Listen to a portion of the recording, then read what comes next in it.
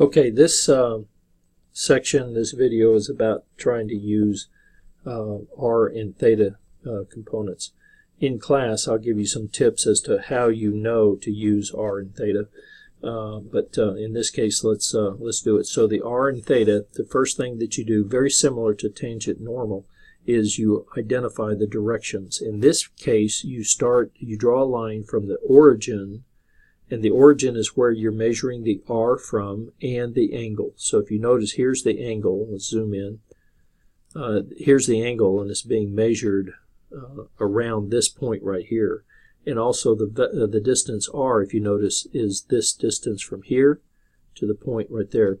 And so that's the R. So this red dot right here is the origin of the coordinates. So you draw, to find the radial component, you draw a line from the origin straight out through the point, and that becomes the NR, or radial direction. Then to find the transverse, I sometimes call it the theta direction, but to find the transverse direction, you're going to rotate 90 degrees from the NR. So always find the NR first. Now, the direction clockwise or counterclockwise is determined by the angle that you're using. So in this particular case, the author wants us to use this angle. Now, ask yourself, if theta gets bigger, is this thing going clockwise or is it going counterclockwise? Well, if theta's getting bigger, it's going counterclockwise. So you will rotate 90 degrees from NR counterclockwise.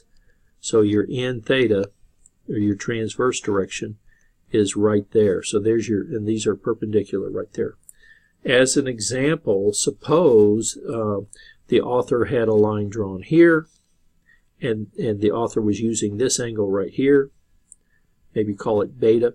If that was the angle that he was using instead of theta, then you would, for beta would be getting bigger, going clockwise. And so what you would do is you'd rotate 90 degrees from the radial direction clockwise, and you would find your N theta. If you don't do it that way, then you'll end up with negative signs where you're not supposed to have negatives, etc. So always find your two directions in that way. Okay, the next thing that we're going to do is we're going to use the formulas that are useful for R and theta. So let's see. Okay. So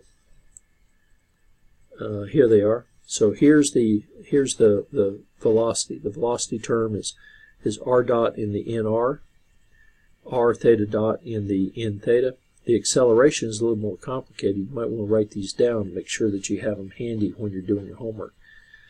So the acceleration in the R direction is R double dot minus R theta dot squared.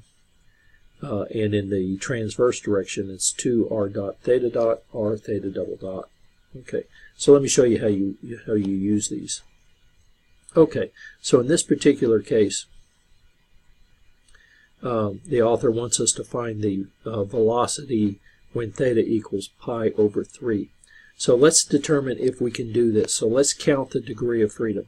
In this particular case, the peg is able to move in this gray slot along here. So it's able to move there. So there's at least 1 degree of freedom. If you prevent the peg from moving in the gray slot, it can't do anything else because it can't break any links or whatever. So that means there's a 1 degree of freedom. What that means is if you tell me one position, one angle or something like that, I can find any other angle or distance that you want. If you tell me one single dot term, which you are, so you're telling me one single dot term, because it's 1 degree of freedom, I can find any single dot term you want. So a velocity is a single dot term, so I can find velocity if that's what you want.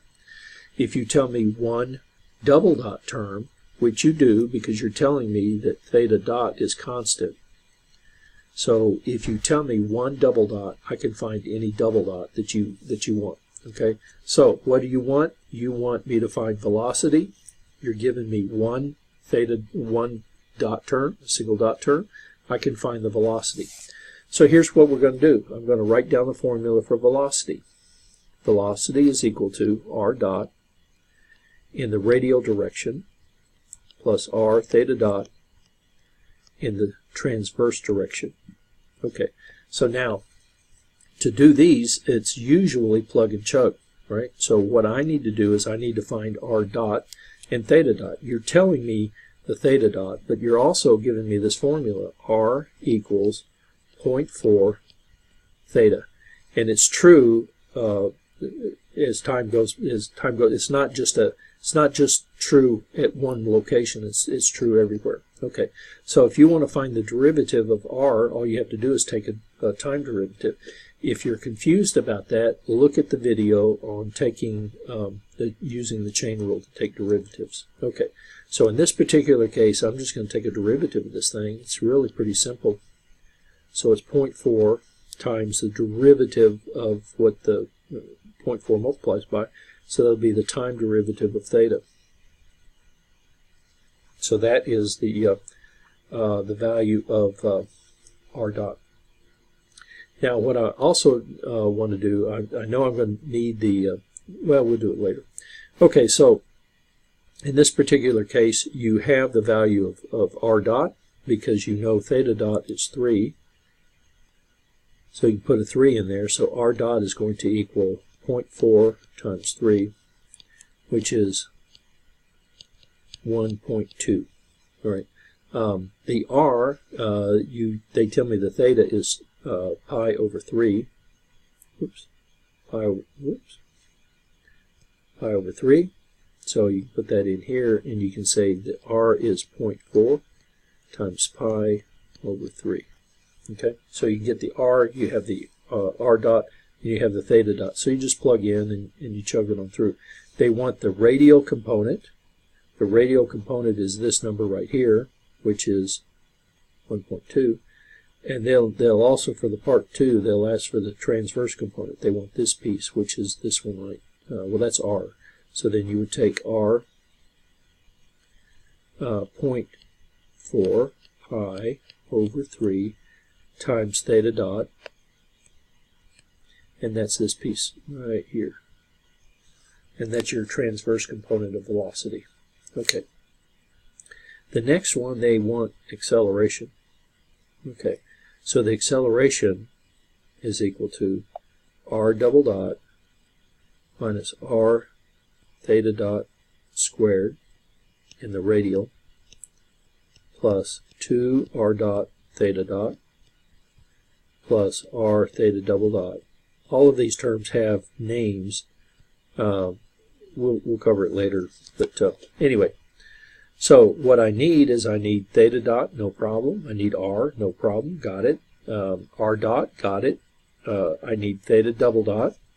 Theta double dot, they tell me that theta is constant, so theta double dot is 0. Let's see,